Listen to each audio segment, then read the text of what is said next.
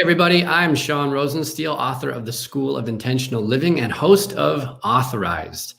I'm excited to have with me today Claudine Francois, author of Scrumptious Snacks Recipe Book. Claudine, welcome to the show today. Thank you so much for having me. It is a pleasure to be here with you. Yeah, I'm excited for our interview. So my wife, kids, and I have tried some of your recipes over the past few weeks. Love them. So I want to talk about that in a moment. But what made you decide, I'm curious, to write a recipe book? You know, I kind of like to go against the grain a little bit. And having had to go gluten-free, dairy-free, and sugar-free for health reasons, I basically wanted to prove all the naysayers wrong because everyone was telling me that can't possibly taste good. And I'm like, but it does. And so basically to show them that it does taste good, I decided to compile some of my favorites that I figured out over the years into this cookbook so that other people could enjoy the delicious food that I was having and still feel good in their bodies. Cool. So you're one of those like very difficult people to cook for. You're like, like, hey, can we bring over a meal? You're like, oh, that'd be great, but right. Let me tell you about the You're one of those. So, no, I usually just bring the food. There you go. Yeah. So tell me a little bit about some. Do you call those restrictions? Are they, what are they exactly when you say gluten-free, dairy-free? Mm-hmm. I call it a lifestyle. And I think a lot of people are finding that they feel better when they take out these things from their diets just because they're really highly inflammatory. Yeah. And especially since many of us are under an extreme amount of stress, that's already putting pressure on our bodies. And so taking out the gluten, the dairy, the sugar just helps your body run more efficiently, helps you feel better, not as sluggish, no foggy headedness. And then, of course, the digestive issues for those people who actually are noticing the digestive issues. Sure. Yeah. And I will say that it took me a while to get used to it. So when you call them the restrictions, like at first it kind of did feel restrictive, although having said that, now there are so many things, so many products on the market that you can use instead of gluten, dairy, sugar that it makes it so much easier. Sure. Yeah. A few years ago, maybe 2.5, 3 years ago, I ended up going gluten-free myself. And it was just amazing. It was, for me, I just normalized all of the issues I was experiencing. And I finally got a test, a food sensitivity test, as we've talked about before, through Everlywell, and learned that I was highly sensitive and reactive to gluten and wheat. And it's just an amazing result that you get when you've normalized so much of those feelings and the digestive issues that you might have, and all of a sudden you go off of it, you just have a whole nother level of energy, focus, everything. So tell me a little bit about your history as far as when and how you found out that you had gluten issues or dairy issues. So the dairy thing, I didn't want to face it for a really long time. I'm from a family of dairy farmers. So as you can imagine, having a lactose intolerance issue is not the best thing to just, bust out and say to your family. I actually went gluten-free first, and it was kind of by accident. I was having loads of migraines to the point where I was just completely debilitated all weekend long on the couch, not able to do anything.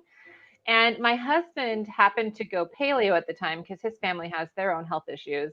And I was pissed. I was like, you cannot marry a baker and go gluten-free. That is grounds for divorce. I was like, no way. But there was no point baking stuff that he wasn't going to eat. So, I tried it and I was complaining for like 2 months. And he's like, fine, just go back to it. And I did.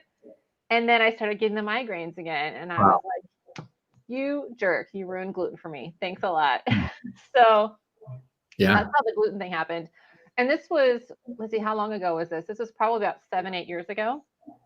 And there weren't a lot of good quality gluten-free things on the market. So, and because I grew up baking, I'm half Polish and our job is to feed the world. I basically did a lot of trial and error to figure out what worked. And of course, there may have been more than a few failed muffin experiments.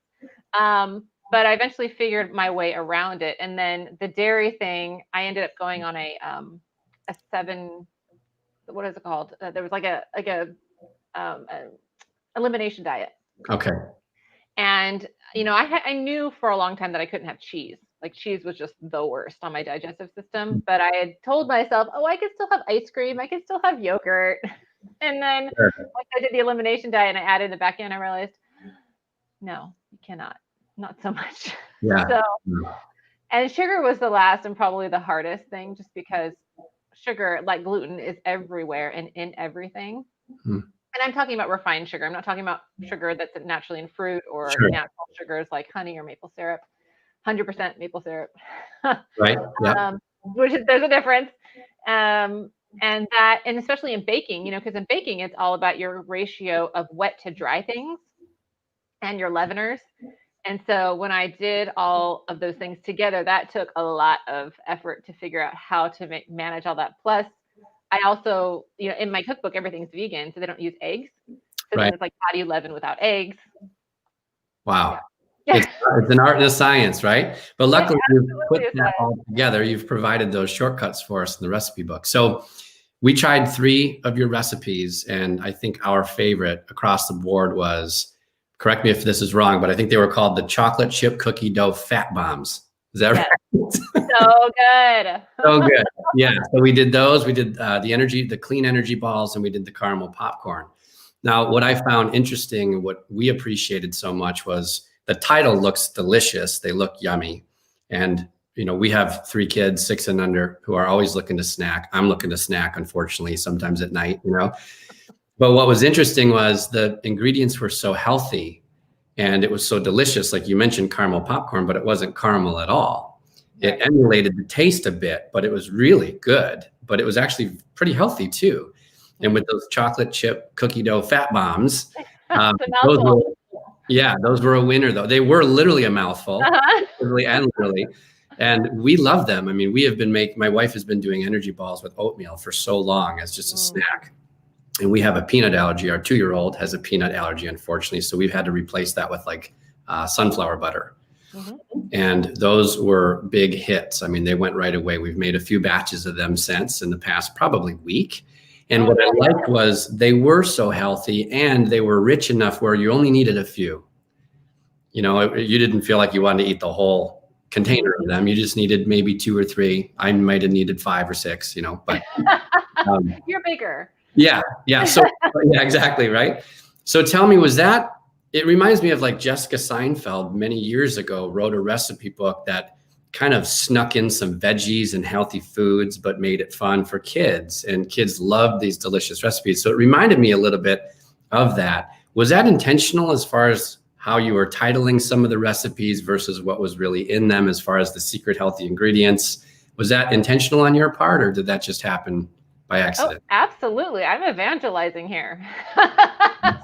Not only that, but there are some people who have just an aversion to anything healthy. If you tell them it's healthy, they're going to not like it. And kids can be like this, right? I have 2 kids myself. So the idea is to get someone to try something and enjoy it without even them realizing it's quote unquote healthy. Sure. You don't want them to feel like they're eating a bran muffin. Sure. Nothing against bran muffins, but you want it to taste like the original thing. And I love flavor. I love food. And I wanted things that tasted like what I wanted to eat, the things that I remember eating. Right. So we have Lisa here. Lisa, we're going to get to you in just one moment. I have one more question for Claudine before we let you in the studio here. So thank you for your patience. One of the things I love is a few weeks back when I got the recipe book, I was asking you about it. I have a very big issue with almonds. Almonds for me are a big no-no, and they were easy to give up or eliminate, as you suggest, because it's not like I go out of my way. Almonds aren't buried in everything like gluten or dairy, right? So it wasn't difficult from an elimination standpoint, but some of your recipes called for like almond butter. And what I appreciated so much is I said, we actually substituted that with sunflower, and you're like, oh yeah, that's great. Or you can use hazelnut, or you weren't like so strict saying no, you have to stick to the recipe or else it won't work. You were like, oh yeah, giving me all sorts of suggestions on audibles based on my own diet or preferences for what it is I'm eating. So that was very cool. I loved how you were okay with us going a little bit outside of the strict recipe to get what we were looking for as far as the result we wanted. So. Oh, absolutely. And I encourage anyone to just use these things as a guideline. You don't want to force yourself to eat something that's not going to work for you. And so, and I'm always open to people asking me, what can I use instead of? Yeah. Like you said, sunflower butter instead of almond butter, or cashew butter, or tahini. There, if you can't do nuts at all, tahini is a great one, and Cool. so sun butter. Cool. Yeah, it's awesome. It's so difficult because so my wife has a cashew issue. I mean, it's just it's nuts. It's so difficult to cater to everybody's needs, and I want to talk to you about that in a moment because I know you have a family of your own, and you're managing all that. So I want to get there, but first I want to welcome Lisa here to the stream. Hi, Lisa. I think you're on mute. If you want to. Hi, Lisa. Hello. Yep. How are you doing? Great. How are you? I am blessed. Thank you. Oh, wonderful. Lisa is a beautiful soul. She's a dear friend of mine. Oh, thank you. I just wanted to be part of it. I don't have to say anything. I'm just watching. Have you tried any of Claudine's recipes, Lisa? I have. I'm really excited. I'm actually part of her team right now. So it's been a blessing. We've done the infusion waters. So we're like getting all into trying to be healthy at home. So yeah, it's been a real fun adventure. Yeah, it's been great. Awesome. Yeah, Lisa's doing my program, my 4-week program right now for helping anyone who's like got the quarantine 15 going. Right? Yeah, to get a little bit back to normal, right, Lisa? Yeah, this is all normal, right? This is our new normal. I know. For now, it could be a long winter season, so we better, get at it now versus wait any longer, right? Or that quarantine 15 could be quarantine 30, awfully quick. Oh no! Right. Let's hope not. Eat some more popcorn. Well, thanks for joining us, Lisa. Thank you for having me. Good to be part of the team. Awesome. So Claudine, you just mentioned your program. Is that a 30-day? What does that look like? Is it a 30-day type of a program? And what does it look like? How does someone begin? Where's the entry point? Yeah, well, like I mentioned, a lot of people were saying to me, Claudine, what is with this quarantine 15? I've got to lose these extra pounds. What should I do? And so I created this quick and easy program that helps women incorporate weight loss into their normal routine. And I want to stress that and stress isn't even the right word. Stress is actually the opposite word. I want to underscore the point that for many of us women, stress is what's holding us back. And the fact that we don't take time to learn how to release the stress, or just don't take time out for ourselves at all. So, whereas a normal health coach would be like, let's count calories and let's do your macros and let's do a ton of workouts. Yes, you can do that, but that's not where I start. And so the 4-week program actually has 3 one-on-one calls with me so that we can really customize something that's going to work for that individual and make it easily incorporated into her lifestyle. Cool. So that's basically the entry point, or the trigger, is if someone's sitting at home saying, oh my gosh, the quarantine 15, what's going on with this and how can I get help? Right? Yes, absolutely. Awesome. So is that program going pretty well? It sounds like Lisa's very excited about it. Yes, it's awesome. I have some wonderful women in there. It's just such a joy to be able to serve and to, they get a lot out of it. I get a lot out of it. So it's such a blessing. I'm so happy to be doing it. Cool. So women only, huh? I'm not allowed in? Sorry, no dudes allowed. You guys give us enough stress. Right? Yeah, exactly. Right. Yeah, we don't help. It reminds me of my son built a fort this week, and he has a little sign on the, right in the entry to the fort, which is of course underneath a dining room chair. It says no girls allowed. So I get it. We've got our things too. That's okay. You can have your fort. Right. We can have my fort. Yeah. But that doesn't help me lose weight, right? So. Oh, well, you can eat the things out of my recipe book. Perfect. Fair enough. So you mentioned stress. Tell me a little bit more about that. So stress is the cause for so much of this. So can you, just with your experience, help me understand a little bit about that stress? Absolutely. So the stress response is, of course, when we feel stressed, our body starts to pump out cortisol and adrenaline so that we can deal with the stressor, which in prehistoric times was running away from a tiger or a bear or something like that, right?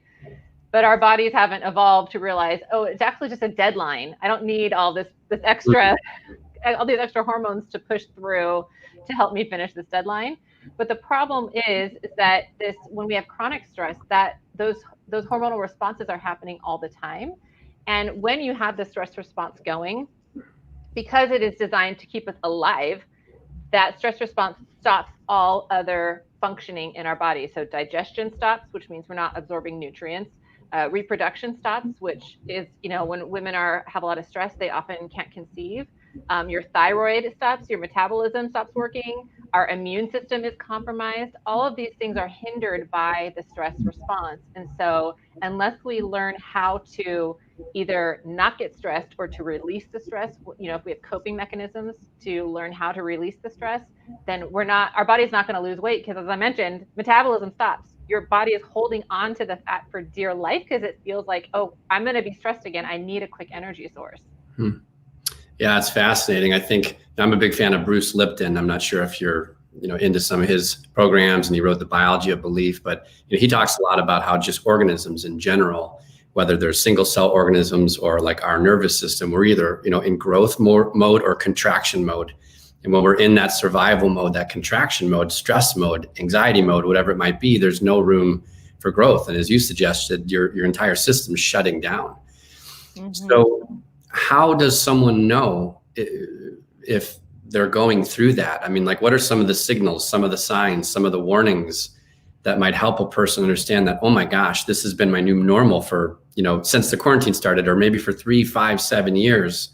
Yeah. How does someone become aware of that happening to them?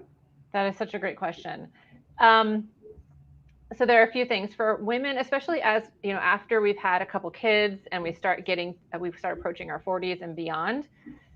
Our bodies basically get to the point where they stop compensating for us, right? They're like, yeah, I've compensated for you for 20-some, 40-some years. Like, forget it. You got to figure this out on your own. And so we start to notice that when we aren't taking care of ourselves, our hair starts falling out. We start getting, we could be getting cystic acne. We could have joint pain. We just have fatigue, foggy head. And then, there are other things that are impacting our ability to function. Like if we're just, we're constantly having digestive issues, which, could be a sign of leaky gut. There are just so many, if you're feeling sluggish all the time, if you don't have any energy, if you're just kind of blah and you're starting to gain weight, or you cannot lose the weight, you have this stubborn weight, those are all signs that you have some kind of stress, hormone imbalance caused by stress. And the hardest thing for a lot of women is to give themselves time, right? Like for a lot of us, but when we still had sports to watch, like our husbands would sit on the couches and he's totally fine watching a game for 3 hours on a Sunday, where we're always thinking about, okay, I should be doing laundry, or I should be, helping Johnny with this, or, all these things that we should be doing, the quote unquote shoulds. Yeah. And when we get, you were talking about, Bruce Lipton's, what was it you're saying? If you're not growing. Yeah. Oh yeah. We're either growing or contracting. Yeah. And so when you're in a stress state, you're not being creative. You're often really irritable. That's another one. If you notice you're really irritable, if you're having a lot of mood swings, we're often pretty irritable. And we just aren't having these great ideas and this forward thinking. And so I noticed in my own life, when I started to give myself 2 hours to relax on a Sunday, so that when I went to work on Monday, all of a sudden I was so much more efficient and I was more effective, and I had all these ideas and all these things I wanted to implement, and I was more energized just from taking a little time off. I mean, it's a crazy concept, but it has to be done. Now, are you sure you don't have room for me in your program? Because I'm experiencing all of it. Maybe you can make an exception for you. So I know, I'm just kidding. I mean, I'm not kidding about symptoms, but I'm just kidding. You might have different hormone imbalances. I don't know. So help me understand this, because in the last few years, I'm a very driven person. I'm a very ambitious person. I began meditating many years ago because of my inability to just sit in a dark room just by myself and not think about anything, not try to problem solve, not try to fix, not try to do, but just be. So that was a challenge that I had for myself many years ago, and I'm glad I adopted that habit. But like what you're saying really resonates with me personally, but I'm also thinking a lot of my wife here. How it sounds nice to say, take 2 hours for yourself on a Sunday or any day, right? But I think we're just so habitual in our behaviors. Like we've been running and gunning for so long that all of a sudden taking a break for self-preservation, for self-care, whatever it is we call it, just taking some me time. If it's just reading a book for 30 minutes, just slowing down our world, taking a few steps back to breathe, to meditate, to whatever it might be, take a hike. I think it's simple, it sounds easy, but I think it's a really difficult habit to break, that go, go, go mode. Mm-hmm. So what's your suggestion for someone? Because I think a lot of us, including myself at times, we have a hard time doing that, just taking 2 hours or even an hour once a week to give ourselves that time to rejuvenate, relax, reset for the coming week. What's your best guidance as far as how you can, is that a habit sort of a thing? Is it a schedule it out sort of a thing? What's your advice for that?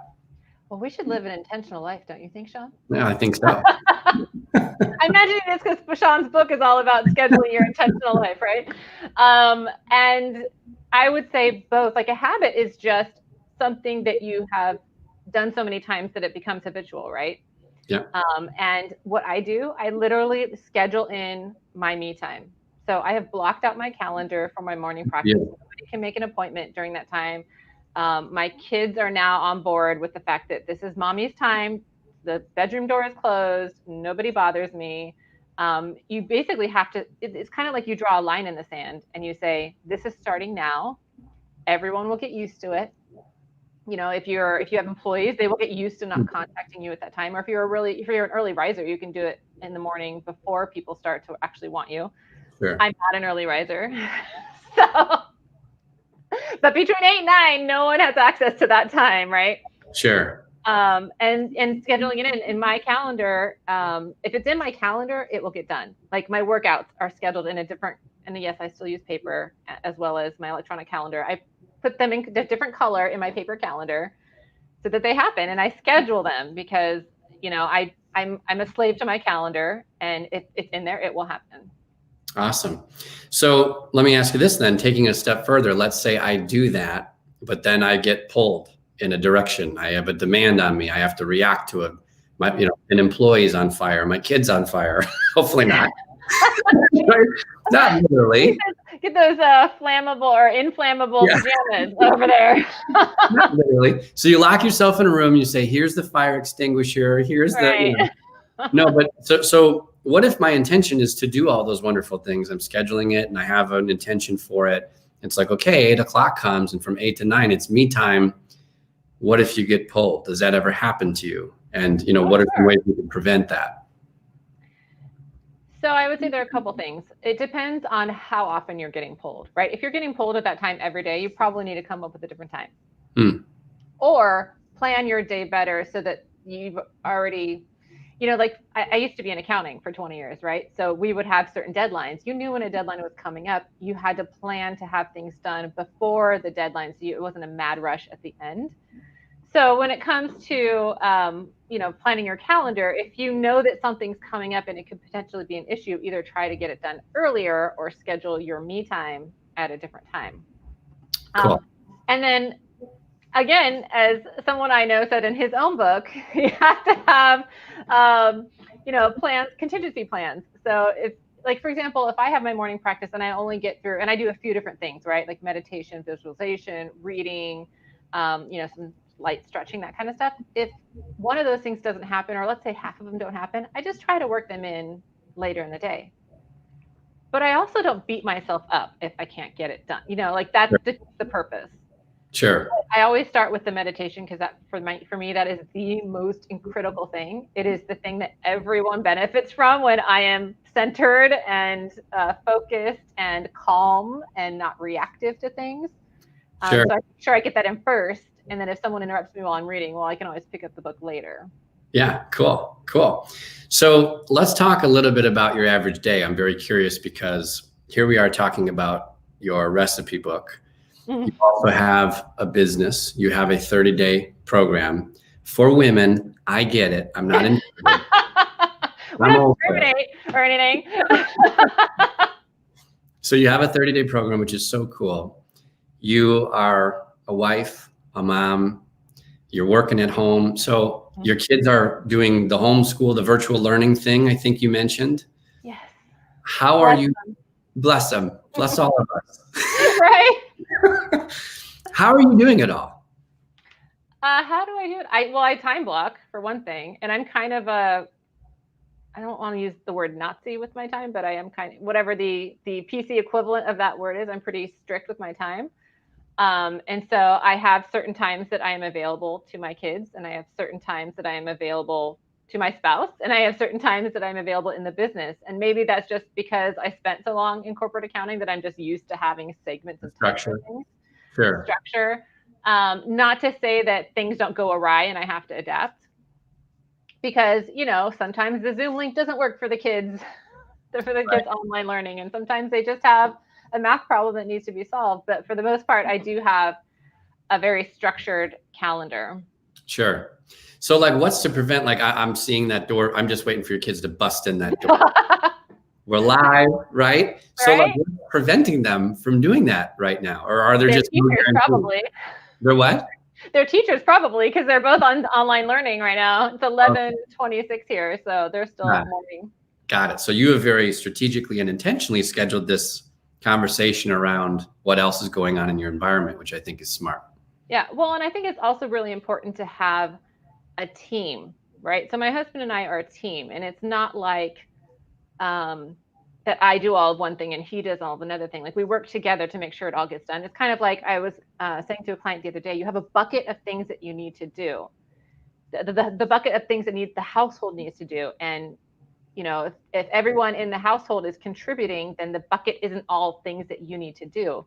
And to be really intentional about what you put in the bucket anyway. Like, sure. Put the things in your bucket, and it's kind of like the big rocks theory that Stephen Covey did too. Mm-hmm. Like, put in the big rocks, the things that are most important first, that you absolutely have to get done. You have to get them done. Awesome. And you want to get them done, and then fill in with all the other things. But if there's something that you can farm out to somebody else, go for it. And you and your husband and your children all have their like I was talking to her, but we all have our responsibilities, right? Like, my kids are doing their own laundry. I do not have time to do my children's laundry. Okay. I mean, how old are they? 2 and 4? Right. Yeah. They're 6 months and 18 months. Yeah. Right. That's awesome. They got to contribute, right? Absolutely. There's no one just hanging, loafing around here. We're all in this together. Yeah. Contribute or you will be eliminated. Right. Right. Are you paying rent? I don't think so. So I hope you don't mind me bringing this up, but I talked to you a few weeks ago. I got to bring some male energy into this call. Got to be some balance here. But you had told me a story about getting your business started and something your husband may have done for you. So are you comfortable telling that story? Absolutely. He's amazing. Yes, my husband is the most caring, compassionate man on the planet, I'm sure. I'm sure you're a close second, Sean. But he is, when I started my first business, he was so supportive that even though he is a car guy and he loves cars, he actually test drives and writes cars, reviews for cars for a living. And he had his beloved Corvette that he had bought a few years before. But in order to support me in my business, he sold the Corvette. He sold his favorite possession. That's amazing. Yeah, so that I would have some bandwidth to get my business started. That's amazing. That's awesome. And how many years ago was that? So that was 2015. Awesome. 5 years. And he's still there. He's still with you. It's amazing. I know. Can you believe it? Well, I keep telling him, I'm like, I'm going to get you the Porsche. I promise. That's awesome. So I get asked quite a bit about some of the routines or some of the rituals that I do with my wife, Karen. And I think a lot of people are curious to know, like, how do you guys do this? And how do you guys do that? So what's maybe one thing that you and your husband do that helps you guys to get on the same page, to function so well in the household, to, lead and manage the children so well? Like, well, what's one thing you can share with the audience today? Because I'm curious too, like, how do you make it all work? Because I think you both work currently from home.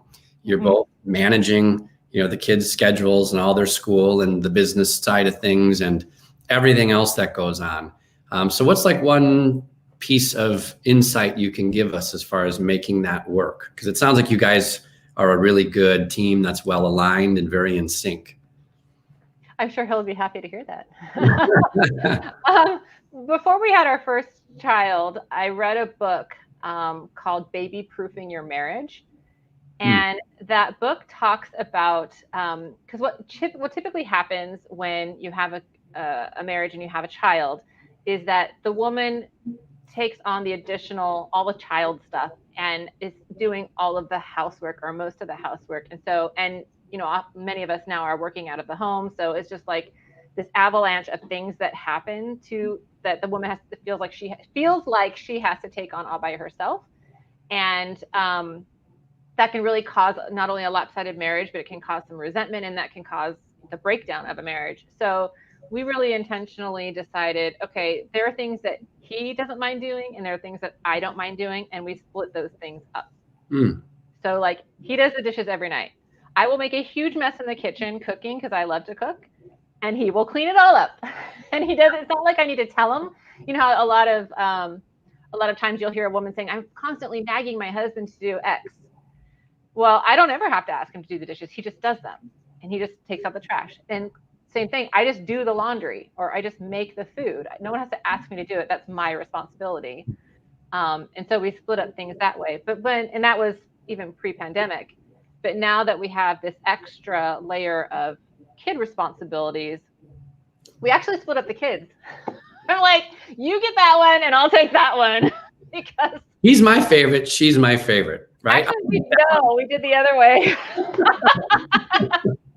Because he won't listen to me.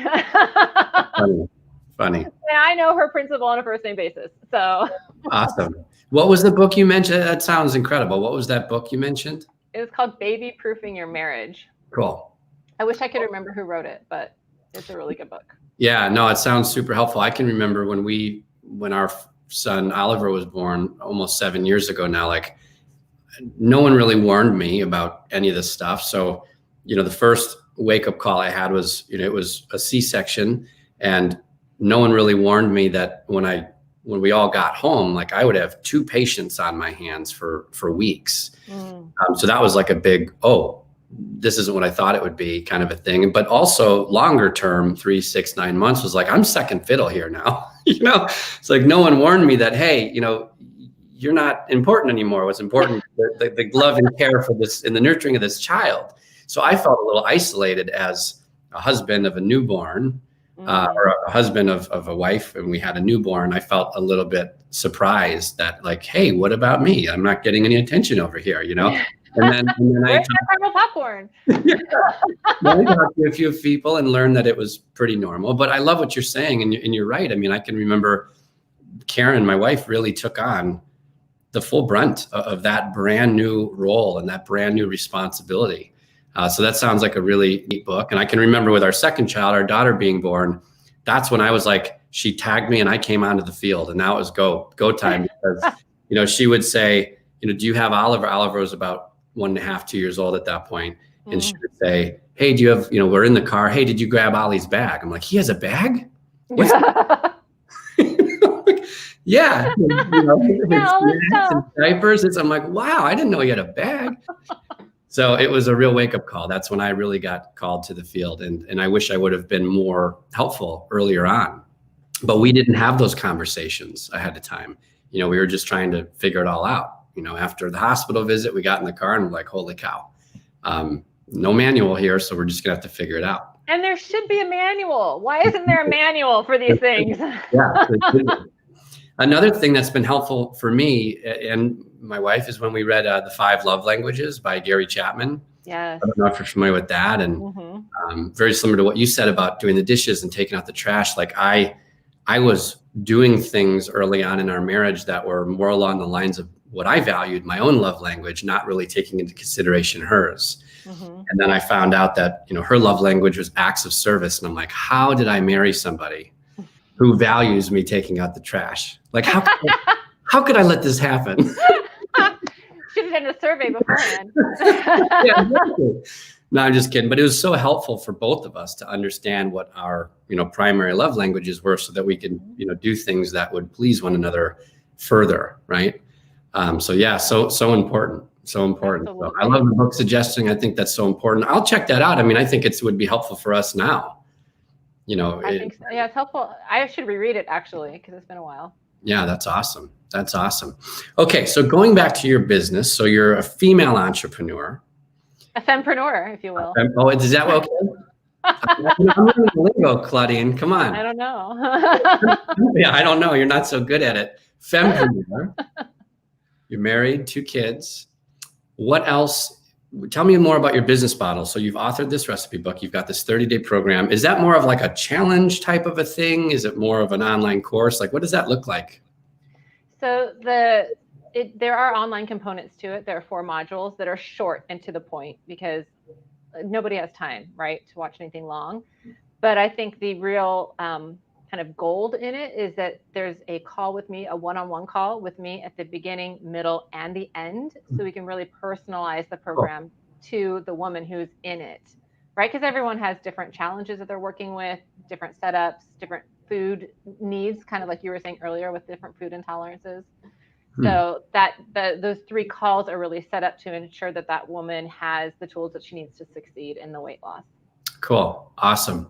Okay. So the 30-day program, what else do you offer? Like a private program, a coaching, like one-to-one type of a thing as well, or? I do. Yeah. There are some women who want to do a very, more intense, longer 90-day program. And so I do have a one-on-one coaching program. Cool. Awesome. So as a fempreneur, see, I'm a quick learner. Look at you. As a fempreneur, what would you say your number one struggle or challenge has been, especially this year? And how have you, or what are you currently doing to overcome that challenge as a business owner? Mm-hmm.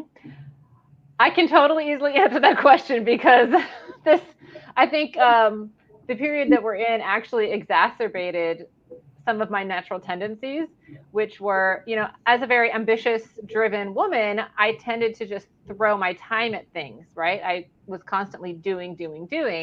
And when you're in the corporate world, for the most part, there's a beginning and an end to your day. But as an entrepreneur, as you know, you could be working all night. You have your computer in front of you. You could be working all weekend. And for a while I was getting burnt out, and I was stressed out, and I was losing my hair, and I was having all these problems that I was mentioning earlier that a lot of women notice when they start having a lot of stress in their lives. And I had to dial it back. I had to give myself permission to take that afternoon off, that Sunday afternoon. I had to give myself permission to make time for my morning practice and make it non-negotiable. So I had to get to the point where I said, this is important. I am important. I am worthy of this time, and it's going to benefit me and everyone else. And it is crucial that I put that time in my calendar so that it actually happens. Cool. So who have some of your, so as you say that, I'm curious to know, like, who's some of your role models or some of the people that you've followed who have influenced you throughout the last 5 years, let's say, since you started your business? Well, I was in a coaching program last year. It was, I don't know if you know Gina DeVee, but it was her coaching program.